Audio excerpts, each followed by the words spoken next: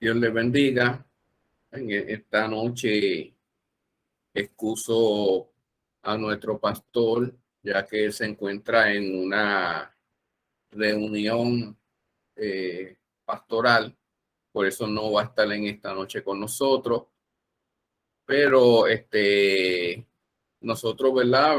Continuaremos, ¿verdad? Con el estudio y hoy vamos a entrar en la doctrina del hombre, lo siguiente el manual pastoral en esta doctrina.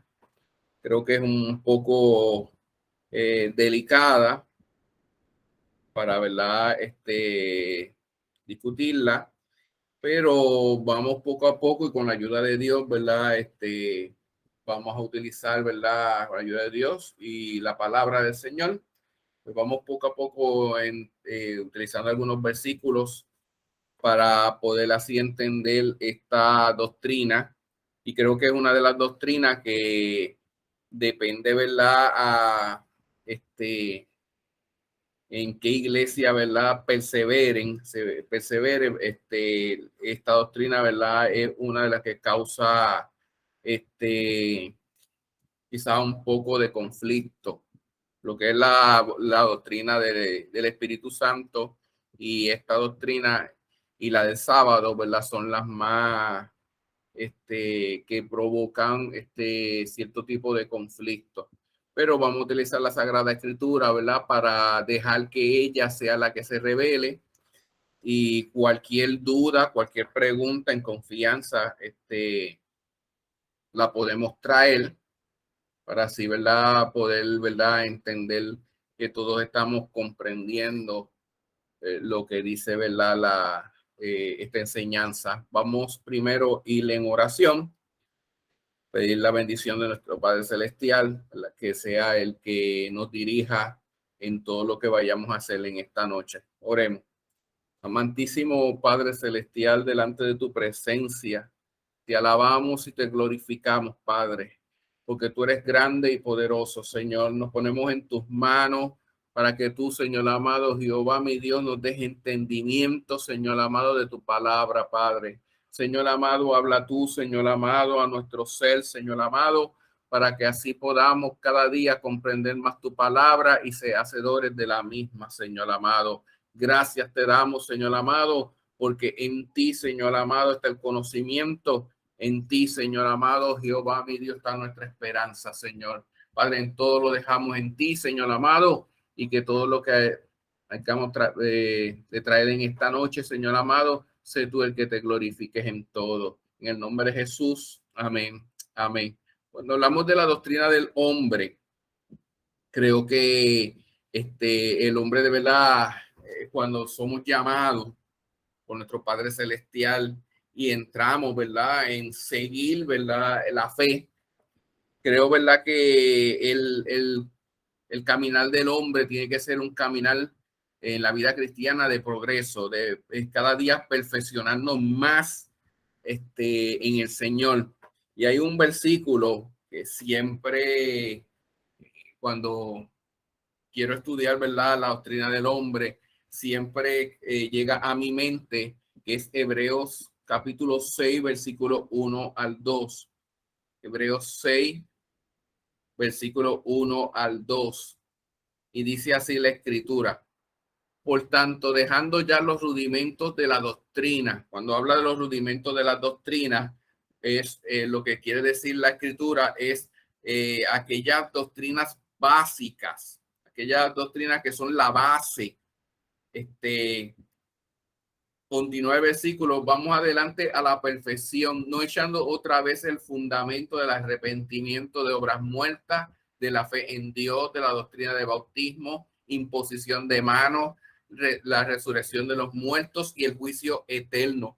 Hay 5 doctrinas que son básicas, que es la doctrina del arrepentimiento, el bautismo, imposición de manos, resurrección y juicio eterno. Estas doctrinas básicas, la palabra de Dios nos dice, no dejando estas doctrinas básicas, sino que continuemos nosotros hacia la perfección.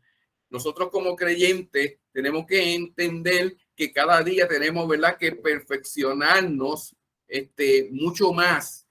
Y estas doctrinas son las doctrinas base de la escritura.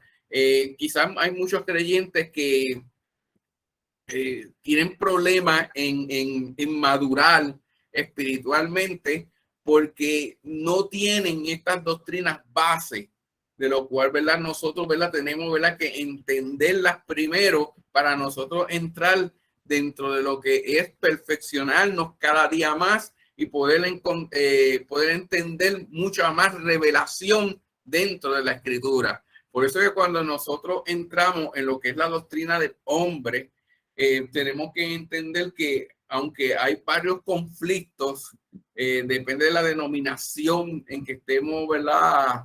Llegue el hermano, pues tienen unos problemas dentro de lo que son las doctrinas base y por eso no pueden entender ciertos grados de doctrina.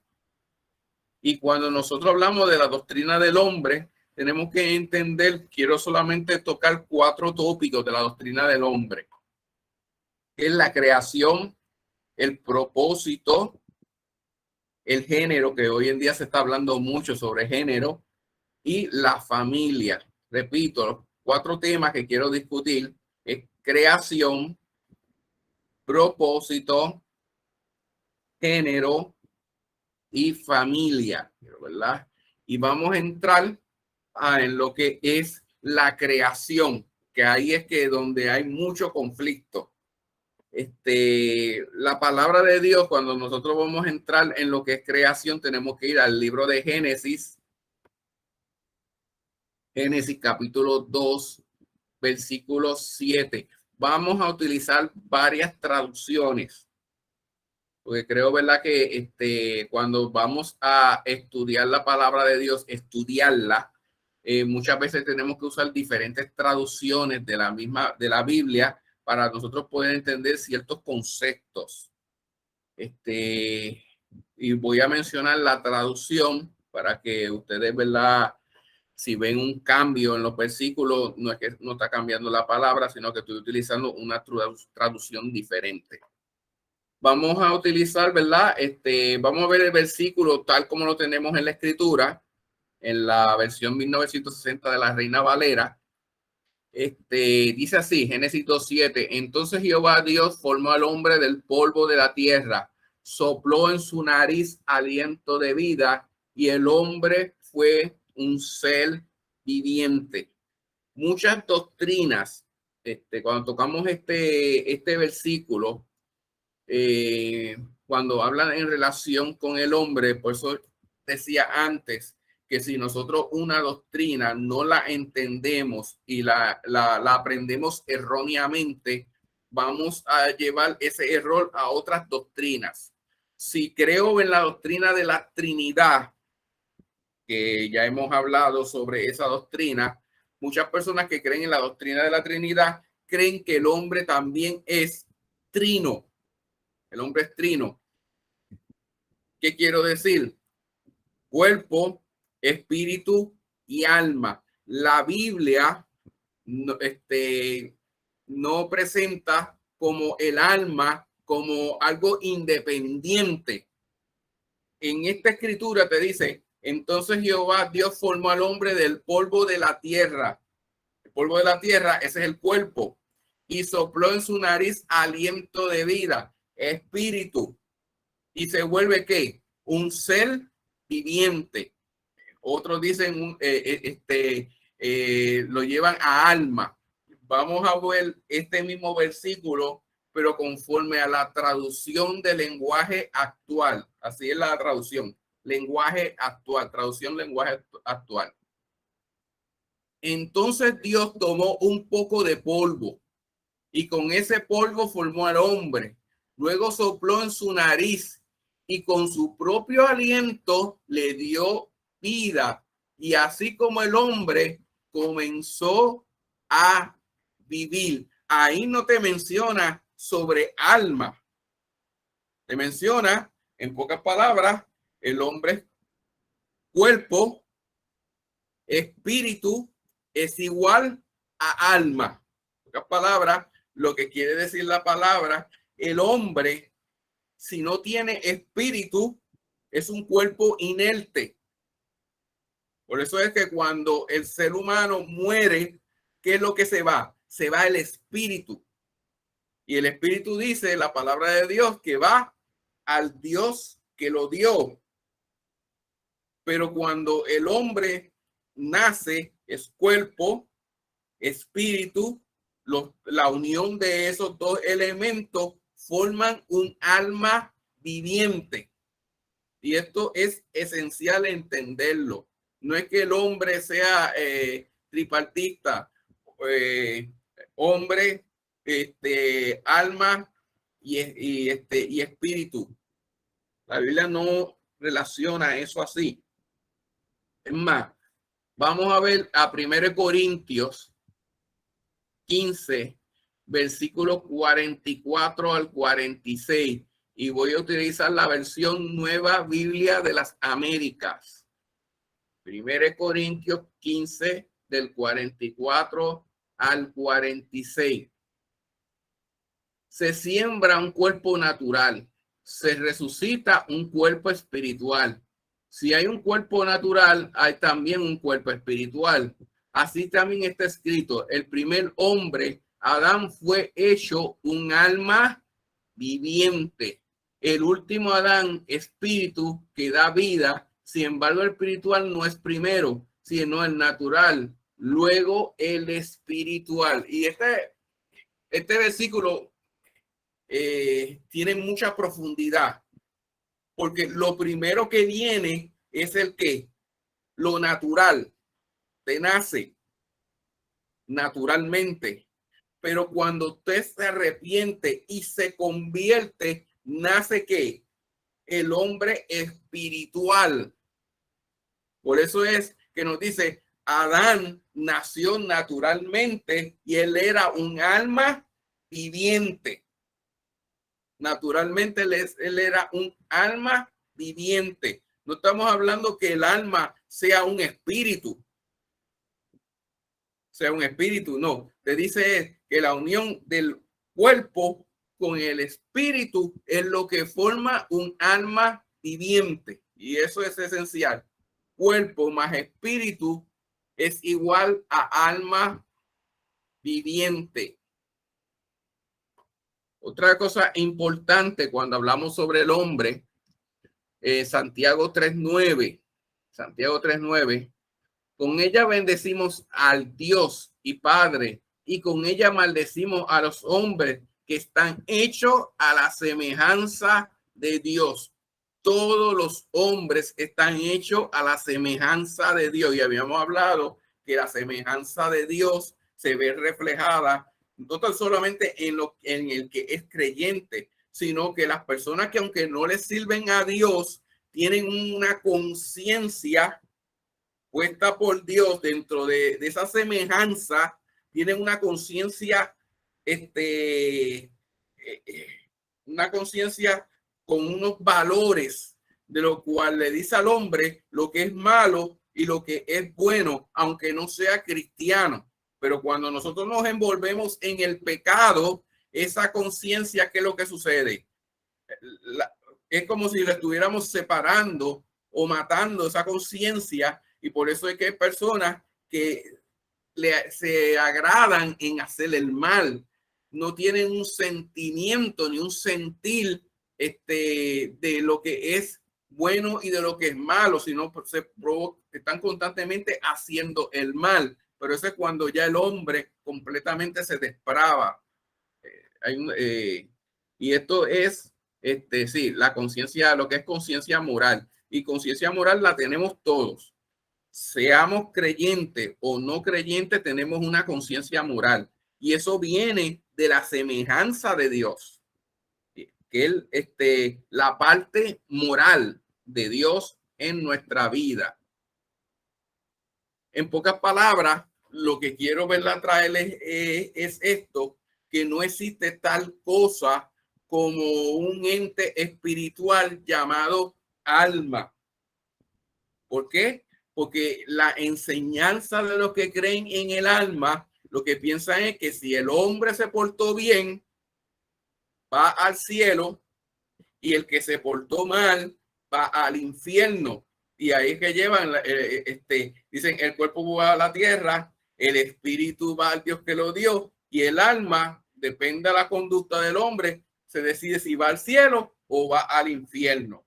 Pero realmente no hay tal cosa como un ente espiritual llamado alma, sino que el alma es la unión de cuerpo y espíritu, y yo me vuelvo un alma viviente. Si el espíritu se me va de mí, pues ya yo soy un alma muerta. Ya no hay un alma, dejó de ser un alma viviente. Y esto es esencial. El espíritu es lo que me da la vida, que me da la vida. Ok, quizás nosotros decimos, bueno, pero ¿por qué hay versículos que realmente nos dan a entender como que hay, ¿verdad? Que uno va al cielo? Y vamos a tomar esos versículos que realmente ahí provocan cierto tipo de conflicto. Y vamos a tocarlo. No quiero ver a tocar parte de la palabra y obviar otra como para conducirlos, sino que vamos a tomar los versículos como que parece contradecir a la enseñanza que le estoy trayendo. Y vamos a ir a Lucas 23, versículo 43. Este es cuando Jesús le habló a uno de los ladrones que estaban en la cruz. Sabemos que habían dos ladrones, y uno de los ladrones se arrepiente en la misma cruz del Calvario, se arrepiente, y Jesús le dice estas palabras. Entonces Jesús le dijo, en verdad te digo, hoy estarás conmigo en el paraíso. Okay. Si yo me baso en este versículo, pues puedo decir, mira, a ese hombre ¿qué le garantizó? De que se iba al paraíso o que se iba para el cielo. El versículo da a entender esto. ¿Cuál es la interpretación de ese versículo? Hay una situación dentro de lo que es el hebreo, el idioma hebreo y el idioma griego, no se utilizan, no hay signos de puntuación, no hay comas, no hay puntos, no hay acentos, no hay no hay un sistema de acentuación como lo tiene el idioma español. El idioma español. Y ustedes saben que en el idioma español, si usted deja una coma dentro de una frase, dentro de una oración, cambia completamente el significado. Por eso es que es esencial saber dónde nosotros ponemos la coma dentro de una oración, porque una coma no puesta en la oración se da a entender otra cosa. Vamos a tomar un ejemplo. Vamos a ver como si fuéramos a tomar una clase de español. Voy a decir una oración sin pausa, sin la coma. Voy a seguir la corrida de la oración sin la coma. Vamos a comer niños. Vamos a comer niños. Sin pausa, sin acento. ¿Qué es lo que me da a entender esa oración? Vamos a comer niños. Que nos vamos a comer niños. Que nos vamos a comer unos niños. Ok, ahora le voy a poner la coma a esa misma oración. Vamos a comer, pongo la coma, niños.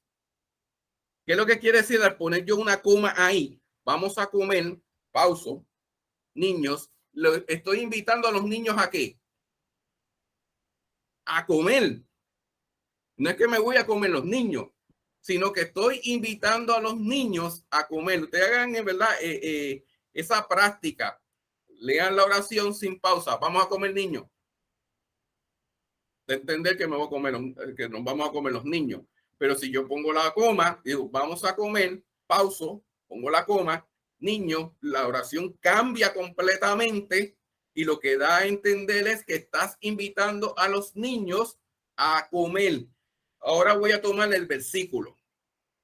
Ese versículo, cuando se tradujo tanto al español o al inglés, cuando se tradujo, no se le colocó una coma. Hay falta una coma. Al faltarle esa coma, el versículo completamente cambia. Vamos a ver el versículo. Sin coma. Entonces Jesús le dijo, en verdad te digo, hoy estarás conmigo en el paraíso. Lo que da a entender sin poner la pausa es que le estaba ofreciendo en ese momento de que él se lo iba a llevar al cielo. Pero si yo le pongo coma, entonces Jesús le dijo, de verdad te digo, hoy, estarás conmigo en el paraíso. Lo que quiere decir, ya el versículo cambia completamente y ahí lo que cambia es una promesa.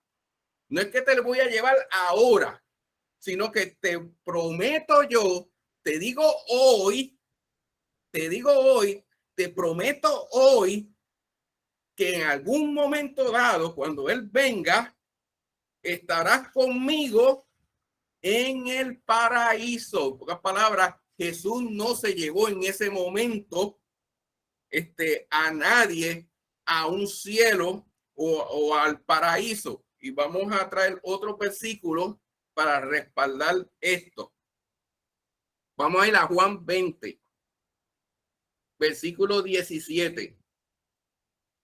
Miren lo que es tomar un versículo y sacarlo fuera completamente. Faltarle una coma, como todo el versículo cambia. Pero vamos a ver Juan 20, versículo 17. Jesús le dijo, suéltame. Eso, ya Jesucristo resucitó. Ya Cristo resucitó. Jesús le dijo, suéltame, porque todavía no he subido al Padre. Pero ve a mis hermanos y dile, subo a mi Padre y Padre y Padre de ustedes, a mi Dios y Dios de ustedes. Esto es esencial. Jesucristo resucitó y todavía él no había subido al cielo.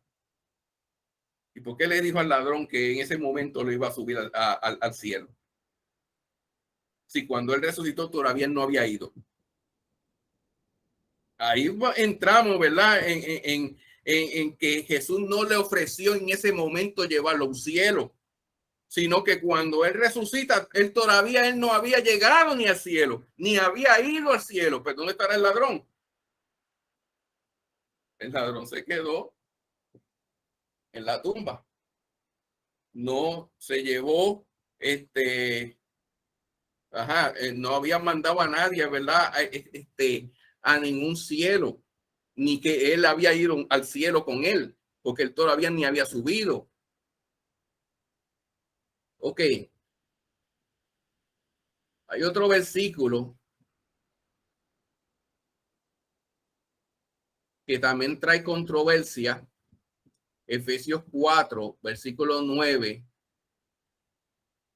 Esta expresión ascendió, ¿qué significa? Sino que él también había descendido a las profundidades de la tierra. Y se utiliza muchas veces este versículo, que él bajó a las profundidades de la tierra, y hay otro versículo en Pedro que nos habla que él fue a predicar a todas a las almas que habían muerto en el mismo diluvio, sino que él bajó a las profundidades de la tierra, Jesucristo, a predicar a esas vidas que estaban, ¿verdad?, en ese tipo en las profundidades de la tierra. Realmente los hombres que murieron en el diluvio se les predicó el evangelio, se les predicó sobre la salvación. En aquel momento era el arca, que es un tipo de Cristo, y nos dice que Noé predicó aquellas vidas y aquellas vidas no le aceptaron. A ella se les predicó, ¿Por qué hay que volver a predicársele? Definitivamente cuando nos dice que Jesucristo predicó a aquellas almas, las predicó por medio de qué? Por medio de Noé, que estuvo predicándole que solamente entraron al arca Noé y su familia y aquellas parejas de animales. Y esto es esencial. El hombre cuando muere, si no se arrepintió o no aceptó a Jesucristo, no es que Cristo va a ir a volver a predicarle. A ellos se le predicó y no le aceptaron.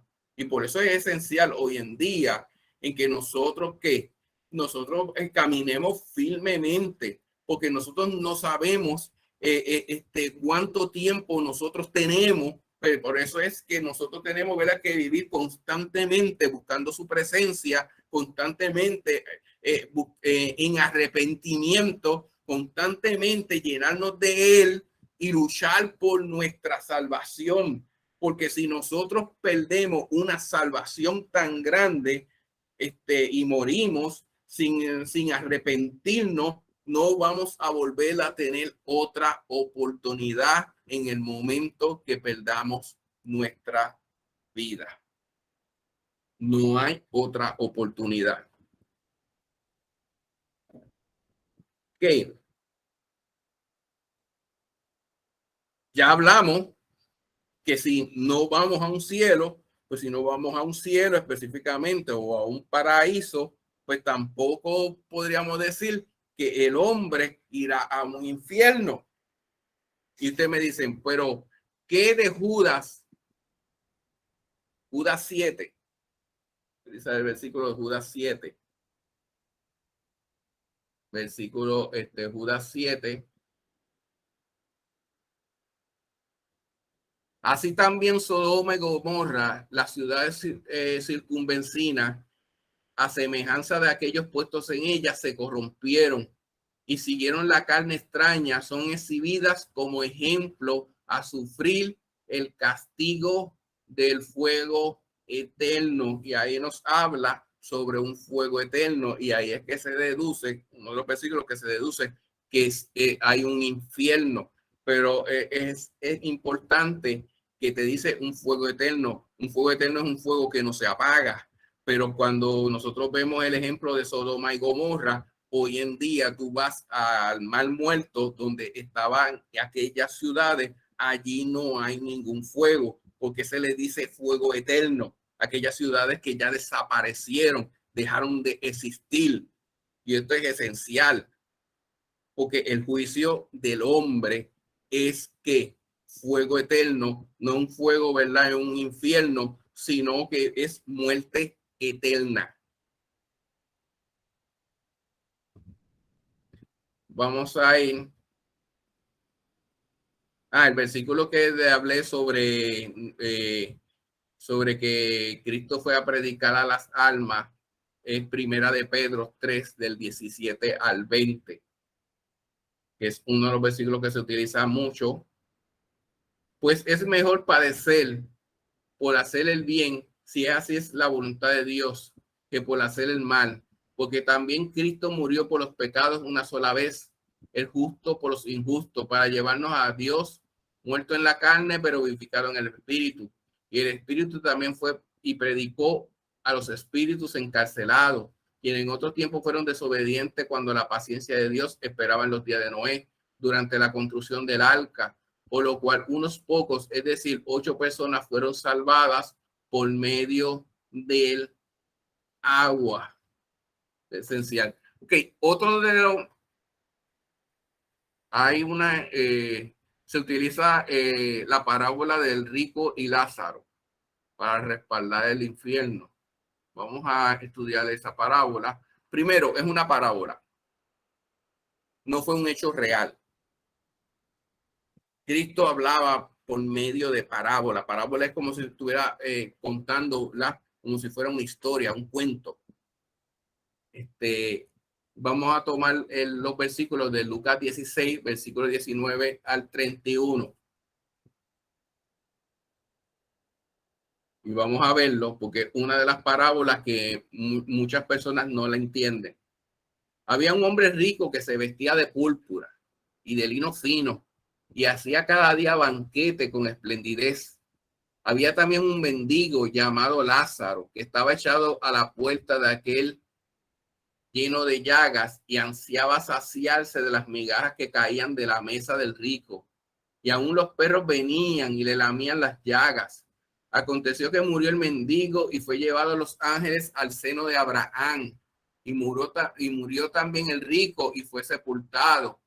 Y en el Hades alzó sus ojos estando en tormento y vio de lejos a Abraham y a Lázaro en su seno. Entonces él, dando voces, dijo: Padre Abraham, ten misericordia de mí, envía a Lázaro para que moje la punta de su dedo en agua y refresque mi lengua, porque estoy atormentado en esta llama. Pero Abraham le dijo: Hijo, acuérdate que recibiste tus bienes en tu vida y Lázaro también males, pero ahora es consolado aquí y tú atormentado. Además de todo esto, una gran cima está puesta entre nosotros y vosotros, de manera que los que quisieren pasar de aquí a vosotros no pueden, ni de allá para acá. Entonces le dijo: te ruego, pues, Padre, que le envíes a la casa de mi padre, porque tengo 5 hermanos, que se les testifique a fin de que no vengan ellos también a este lugar de tormento. Y Abraham le dijo: a Moisés y a los profetas tienen, óiganlos. Entonces dijo: no, padre Abraham, pero si alguno fuere a ellos de entre los muertos y se arrepentirán. Mas Abraham le dijo: si no oyen a Moisés y a los profetas, tampoco se persuadirán alguno de que se levante de los muertos. Y ahí nos da a entender, dentro de la creencia, y vamos a ver primeramente a quién Jesús le estaba dando esta parábola. Esto es esencial. ¿A quién se le estaba dando esta parábola? Para nosotros poder entender esta parábola. Primero, vamos a ir al versículo. Estamos en Lucas 16. Vamos al versículo 14. Ahí está la clave. Lucas 16, versículo 14. Oían todo esto los fariseos, a quienes le encantaba el dinero y se burlaban de Jesús. Ahí nos habla sobre los fariseos. Ahí nosotros tenemos que entender primeramente por qué Jesús le llevó esta parábola a los fariseos. Tenemos que entender cuál era el sistema de creencia, en qué creían los fariseos. Y esto es esencial. Para nosotros poder entenderlo tenemos 2 formas: buscar por internet o buscar la palabra de Dios. Pero vamos a dejar la internet a un lado y vamos a la escritura. Vamos a ir a Hechos 23, del 6 al 11. Esto fue una situación que le pasó a Pablo. Pablo lo llamaron como si fuera a una especie de juicio habían saduceos y habían, ¿verdad? Fariseos. Ambas sectas tenían sistemas de creencias diferentes. Vamos a ver las creencias, pero solamente vamos a especificar la creencia de los fariseos. Hechos 23, de versículo 6 al 11. Y vamos a usar la Nueva Versión Internacional. Pablo, sabiendo que uno de ellos era saduceo y los demás fariseos, exclamó en el consejo: hermanos, yo soy fariseo de pura cepa. El versículo cambia.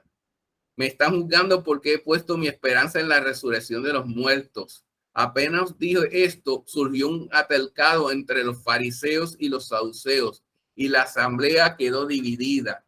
Los saduceos sostienen que no hay resurrección, ni ángeles ni espíritus. Los fariseos, en cambio, reconocen todo esto. Se produjo un gran alboroto y algunos de los maestros de la ley, que eran fariseos, se pusieron en pie y protestaron. No encontramos ningún delito en este hombre, dijeron. ¿Acaso no podría haberle hablado un espíritu o un ángel? Y se tomó tan violento el altercado que el comandante tuvo miedo de que hicieran pedazos a Pablo. Así que ordenó a los soldados que bajaran para sacarlo de allí por la fuerza y llevárselo al cuartel.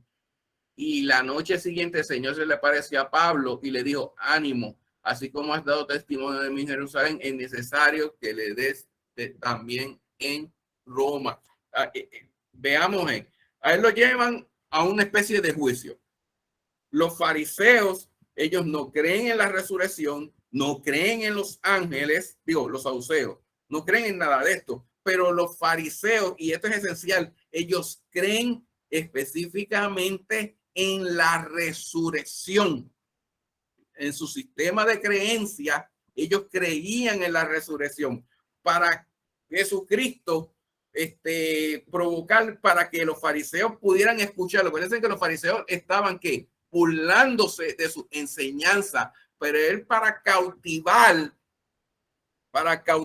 la mentalidad, para que los fariseos pudieran escuchar su mensaje, le crea una historia sobre que toque el tema de la resurrección. Y ahí los fariseos, espérate, está hablando que algo que yo conozco, y él crea una historia para cautivar la mentalidad de los fariseos. Lo mismo lo hizo Pablo cuando en un momento dado fue, ¿verdad?, a Atenas para cautivar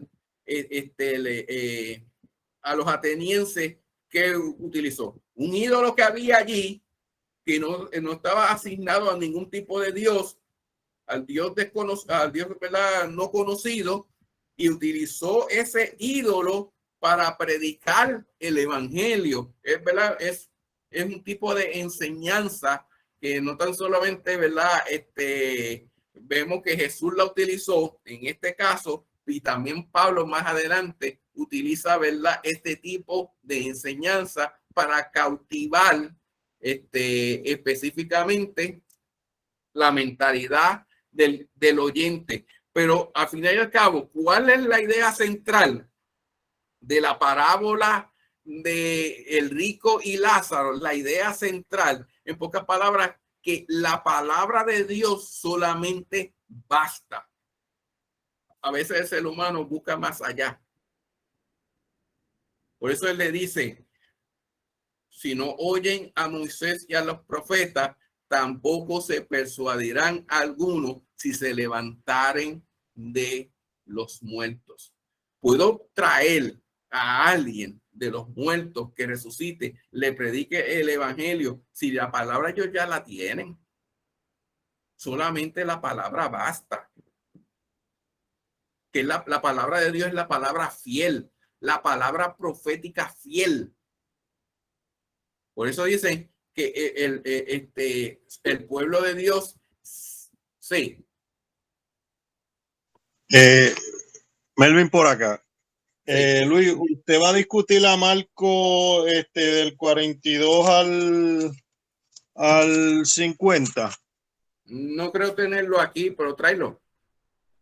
No, a ver si nos lo explica, porque dice: si tu mano en el 43, si tu mano te fuese ocasión de caer, córtala. Mejor entrar en la vida manco que en tener dos manos, ir al infierno, donde al fuego el que no puede ser apagado. Ok, ¿cuál es la idea central ahí? Déjame buscar el versículo. Primero hay que buscar la idea central del versículo. Dame la lectura de nuevo. Marcos 42 al 50. Es la ocasión de caer. Marcos, el capítulo 42. Perdóname. Capítulo 9, versículo 42. Ok. 42, ¿hasta dónde? Al 50. Ok.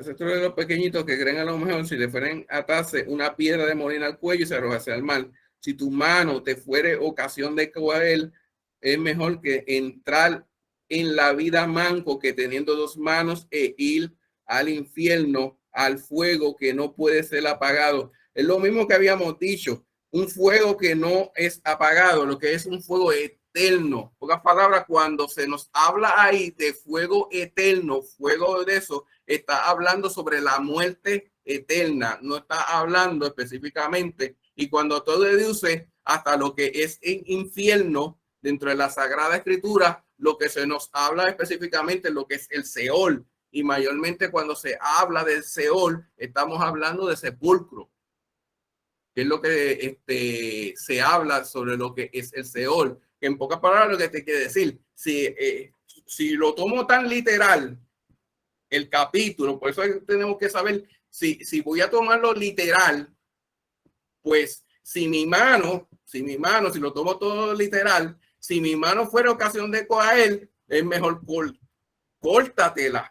Pero literalmente no le puedo decir a una persona que se corte una mano porque le es ocasión de caer. Lo que quiere decir en pocas palabras, mira, arrepiéntete.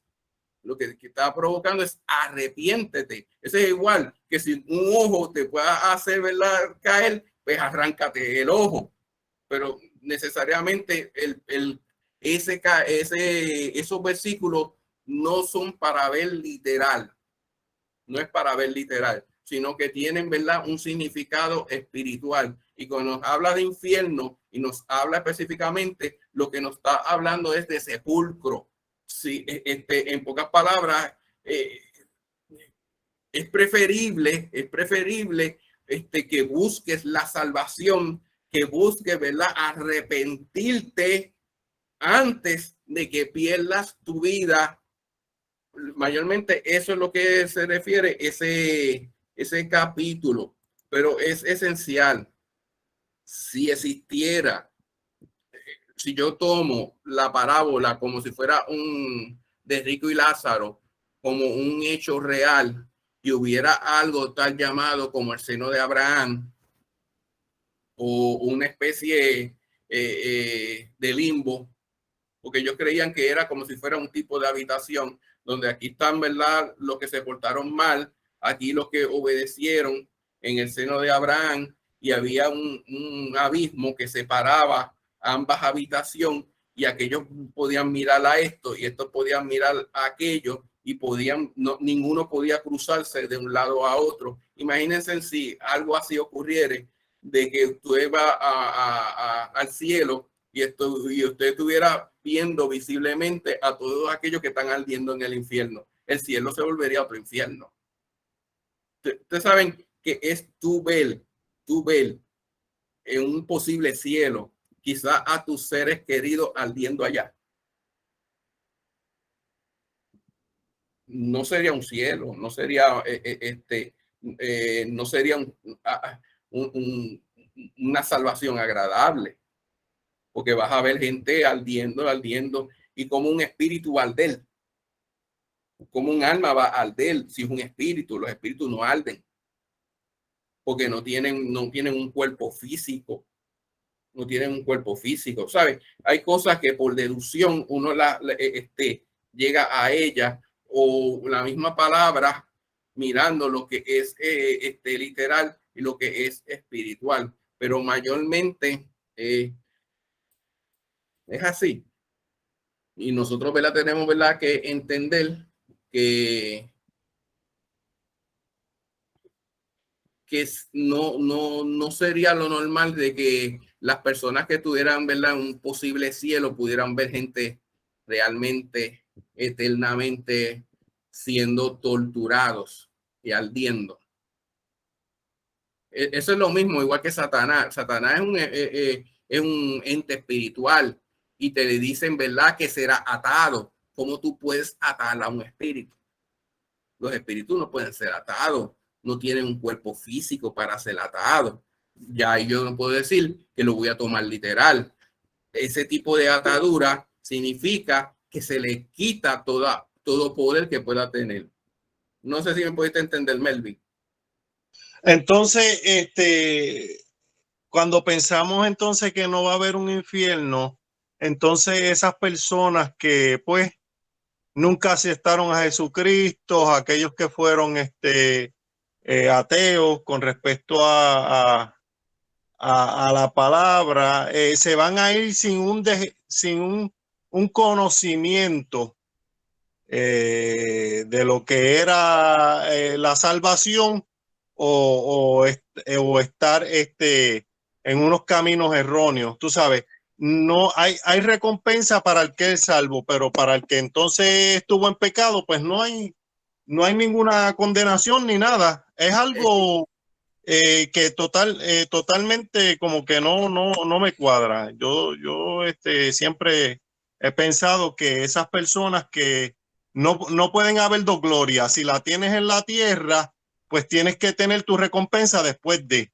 Si no la tienes en la tierra, pues la tienes cuando Cristo venga, y eso pues es entendible, que no hay otro cielo, porque la palabra es clara cuando habla de que la misma tierra será transformada, y eso entraría, no quiero entrar en eso, pues entraría en otro estudio aparte, pero yo tengo que todavía analizar un poco más eso. Sí, mira, la escritura dice que todos asistiremos al juicio del trono de Dios. Todos. En un momento dado, serán todos levantados para ir a ese juicio. Pero lo que dice es, ahí le da la segunda muerte. Nos habla de la segunda muerte. Y ahí es el juicio de Dios sobre aquello, la segunda muerte. Y cuando habla de la segunda muerte, es muerte, se acabó, dejaste de ser. Pero todos van a ir, todo ojo le verá. Todo ojo le verá. Aquellos que le traspasaron en la cruz serán llamados al juicio. Y todos irán, ¿verdad?, al trono de Dios. Unos para qué, para recompensa, pero otros para ser enjuiciados. Todos van a entender y saber específicamente, realmente van a ir a ese trono y van a dar a entender que ellos sí hicieron el mal, tomaron el camino del mal, y la paga del pecado es la muerte. En ningún momento te dice que la paga del pecado es infierno, sino que la paga del pecado es la muerte. Se acabó. ¿Sabe? Pero sí, todo ser humano que vivió en la faz de la tierra tendrá que ir al frente de nuestro Padre Celestial. Y ahí serán los libros abiertos. Ahí serán los libros abiertos. Y nos dice, ¿verdad?, que en un momento dado Satanás será completamente destruido. Completamente destruido. Y eso, ¿verdad?, es esencial. Pero sí, todos van a tener va a llegar un momento dado de que se les va a llamar a cuentas. Se va a llamar a cuenta por lo que han hecho. Vamos a ir a la iglesia. Sí. Es que nosotros en la mentalidad humana, o como, ¿verdad?, como es la forma en que nosotros nos desenvolvemos, siempre que tenemos hacemos algo mal, tenemos una consecuencia, un castigo. Y eso yo creo que es lo que Melvin se refiere, que él entiende que tiene que haber un castigo. Pero yo pienso, ¿qué más castigo que cuando venga Cristo y vamos a ese juicio, a ese trono de Dios, veamos al Señor y sepamos que hemos hecho las cosas mal y que se nos va a dar muerte? Yo creo que va a ser un sufrimiento grande para esas personas. Eso van a sufrir, les va a doler porque ya no van a tener vida. Y todo ser humano, la meta de mucha gente del ser humano es vivir, y buscan la eternidad y buscan vivir aquí eternamente y verse jóvenes, ¿verdad? Pues eso mismo va a pasar en aquel momento. Van a sufrir y van a sentir dolor. Mira, pude haber hecho lo bueno y vivir en gloria, y ahora me va a tocar morirme por ser desobediente. Y es así, acuérdense que cuando venga Cristo muchos van hasta desear morir y no van a morir. ¿Sabe? Lo que pasa es que hay muchos, en el momento de que Cristo venga, lo que es el proceso del milenio, y al final del milenio, ¿sabe?, es un trecho extenso de muchas cosas que van a ocurrir. Personas, no va a haber una muerte física, específicamente de lo que es dentro del mismo milenio, pero sí va a haber, ¿verdad? Cuando Dios llame específicamente ya al final de lo que es el milenio, cuando todas las naciones se levanten, a hacer una guerra civil contra el pueblo de Dios, ahí Dios ya establece su juicio, establece, ¿verdad? Ya la paga específicamente, y tú poder entender y saber que vas a morir por los hechos que hiciste aquí, que nunca te arrepentiste específicamente, eso es más que suficiente para saber, ¿verdad? Que hay una paga, por lo que hacemos. Y eso, Orlando, es como, ay, perdón, pero es como el que tiene pena de muerte que está en la cárcel. No te dicen el día que te vas a morir, pero te dice que te vas a morir, que te van a quitar la vida. Y esa persona mentalmente sigue sufriendo. Hoy puede ser. Pasan y dicen, mañana te van a llevar a la muerte. Y esa noche, imagínense, tiene que ser de tortura. Al otro día, hoy no te toca y pasa. Y te siguen torturando. Esas personas que sepan que van a morir, van a vivir pienso yo, eso es como un infierno, es una tortura. es así. Vamos a ver este versículo, a ver si nos trae un poco más de luz. Eclesiastés 3 del 19 al 22. Eclesiastés 3 del 19 al 22. Los hombres terminan igual que los animales. El destino de ambos es el mismo, pues unos y otros mueren por igual, y el aliento de vida es el mismo para todos. Así que el hombre no es superior a los animales. Realmente todo es absurdo y todo va hacia el mismo lugar. Todo surgió del polvo y al polvo todo volverá. ¿Quién sabe si el espíritu del hombre se remonta en las alturas y el de los animales desciende a las profundidades de la tierra? He visto pues que nada hay mejor para el hombre que disfrutar de su trabajo, ya que eso le ha tocado. ¿Quién lo traerá para que vea lo que sucederá después de él? Y específicamente, todos, en pocas palabras, vienen de un mismo lugar, de lo que es el polvo. El espíritu de vida es lo que nos da, ¿verdad? Específicamente el aliento. Vamos a ir a Eclesiastés, vamos a seguir en Eclesiastés, capítulo 9, versículos 5 al 6. Porque los vivos saben que han de morir, pero los muertos no saben nada, ni esperan nada, pues su memoria cae en el olvido. Sus amores, odios, pasiones llegan a su fin. Nunca más vuelven a tener parte de nada de lo que se hace en esta vida. Y ahí nos habla específicamente qué le sucede al que muere. Al que muere. Nos dice que no saben nada, ni esperen nada, no hay memoria. ¿Sabe? Si muriéramos y nos fuéramos, ¿verdad?, a un infierno, pues tendríamos memoria de que estamos ardiendo allí. Pero nos dice que específicamente es la muerte, es eso. Es más, Jesucristo, cuando habló de muerte para aquellos que esperan en él, ¿qué le dice? Solamente duerme. No te dice específicamente que fueron a un cielo. Ellos entran en una pausa. Porque eso es la muerte, una pausa. Para el que muere en Cristo es una pausa. Y cuando se nos vuelva a dar play, es cuando nosotros resucitamos en él. Eso es lo... Ajá. Yo estoy en un % de acuerdo con usted, pero yo voy a seguir predicando el evangelio. Si no te arrepientes, te vas para el infierno. Nada. Pero es importante eso, porque creer que un alma va al cielo y un alma va, ¿verdad?, al infierno, es estar hablando específicamente de lo que es como si el hombre fuera trino, ¿sabes? Y la Trinidad es, miren, tenemos que entender algo. Hoy en día hay muchos pensamientos de los creyentes, hay lo que es un sincretismo. Es un sincretismo.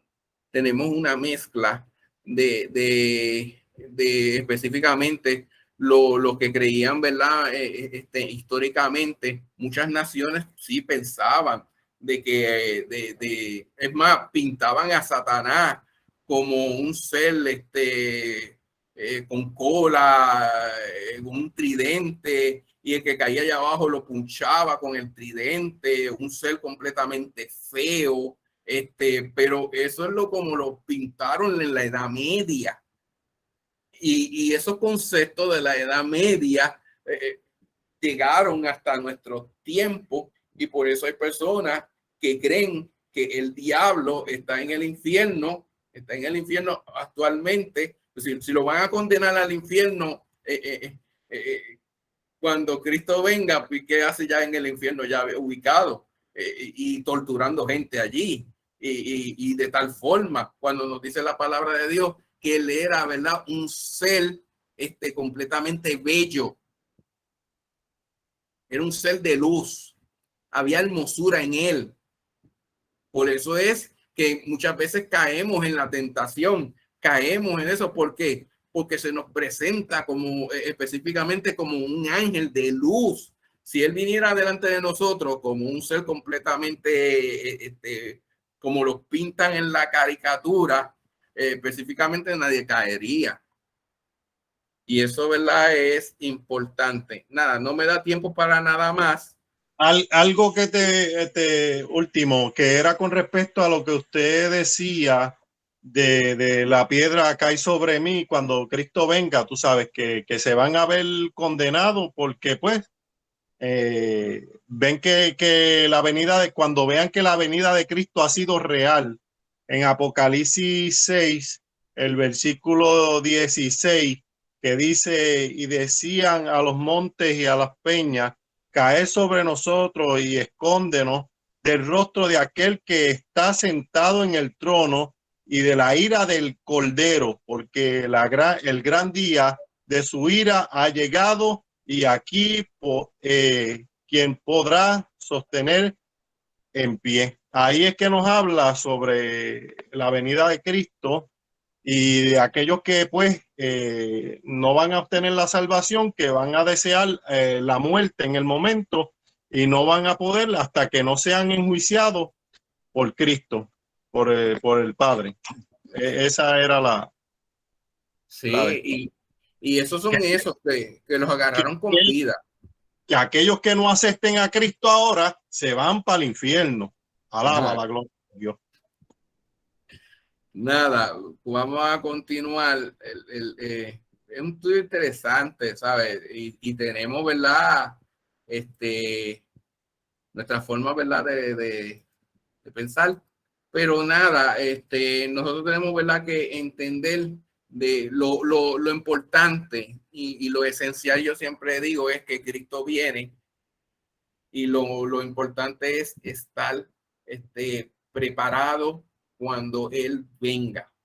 Es lo esencial, es estar preparado cuando Él venga, que nos encuentre haciendo así, dice la palabra.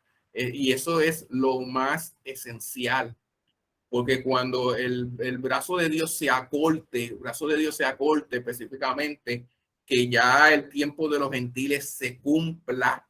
El tiempo de los gentiles, ¿verdad?, se finaliza cuando ya Israel específicamente lo acepte a Cristo como el Mesías. Cuando el pueblo de Israel acepte a Cristo como el Mesías, ahí se acaba el tiempo de los gentiles, el tiempo de entrar como tal. Y ahí ya es tarde. Sí, hay gente que dice, que nos dice la palabra de Dios, que específicamente en el milenio se seguirá predicando la palabra de Dios. Pero si yo les digo, si en este momento que tenemos el Espíritu Santo de Dios en nosotros, y se nos hace difícil caminar en Dios. Voy a esperar yo en el milenio a aceptar a Cristo. Miren, realmente considero que dentro del milenio se le va a hacer mucho más específicamente, quizás mucho más difícil, porque hay personas que van a entrar viendo a Cristo, van a entrar en completa rebeldía, que no van a aceptar su reino, van a caminar, como dicen, a regañadiente en observar el sábado, pero se van a levantar contra el pueblo. Y a veces pensamos que cuando vean a Cristo dentro del mismo milenio y se predique el evangelio, muchos se van a arrepentir. Sí, pueden haber personas que se arrepientan, pero lo que nos dice la Escritura es que muchas naciones se levantarán contra él, no le aceptarán, no le recibirán.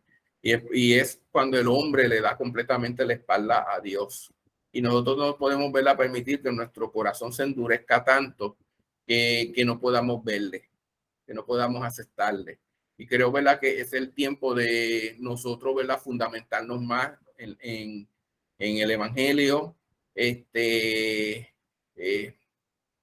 cuidar de la sana doctrina y que cada día nos podamos poner más en sus manos, porque lo esencial de eso es eso, poder aceptarle y arrepentirnos y vivir en santidad. Nada, Dios les bendiga. Continuamos el próximo miércoles con el propósito del hombre. Vamos a tocar, un poco sobre lo que es el género, hombre y mujer, y un poco sobre lo que es la familia. Vamos a despedir en oración y que sea el Señor, ¿verdad?, el que se glorifique, ¿verdad?, en todo lo que hayamos dicho en esta noche. Oremos. Amantísimo Padre Celestial, delante de tu presencia venimos ante ti, alabando y glorificando tu santo y bendito nombre, Jehová. Gracias te doy, Señor amado, Jehová, por tus hijos, Señor amado, que se encuentran aquí conectados, Señor amado. Impártale una bendición especial a cada uno de ellos, Señor amado, Jehová, que podamos recibirte, Señor amado, cada día y ponernos más en tus manos, Señor amado. Llénanos de tu presencia, Señor amado, Jehová, porque en ti están nuestras fuerzas, Señor amado. Gracias te damos y todo te lo pedimos en el nombre de Jesús. Amén. Amén. Dios les bendiga, mis hermanos.